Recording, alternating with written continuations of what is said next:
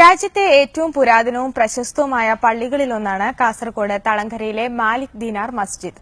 കേരളത്തിൽ ആദ്യമായി ഇസ്ലാം മത പ്രചാരണത്തിനെത്തിയ മാലിക് ദീനാറും സംഘവും പണികഴിച്ച 10 പള്ളികളിലൊന്നാണ് ഇത്. ഹിജ്റ വർഷം 22 റജബ് 13-നാണ് കാസർഗോഡ് തളങ്കരയിൽ ചരിത്രപ്രസിദ്ധമായ മാലിക് ദീനാർ വലിയ ജുമാ മസ്ജിദ് നിർമ്മിച്ചത്.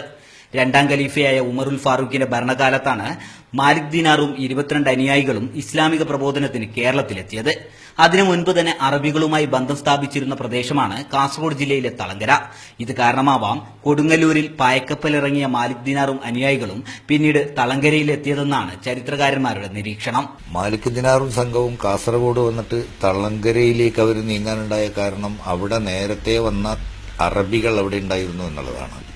അവർ വാണിജ്യ ആവശ്യങ്ങൾക്ക് വേണ്ടിയിട്ട് വന്ന അറബികളായിരുന്നു അവർ. AD 642-ൽ നിർമ്മിച്ച പള്ളി പിന്നീട് 1850-ൽ പുതുക്കി പണിയുകയായിരുന്നു. നൂറ്റാണ്ടുകളുടെ പഴക്കമുള്ള ഈ പള്ളിയിൽ നൂറുകണക്കിന് വിശ്വാസികളാണ് ഈ റമളാനിലെ ആദ്യ ജുമാ നമസ്കാരത്തിൽ പങ്കെടുക്കാനെത്തിയത്. മീഡിയ 1 കാസർഗോഡ്.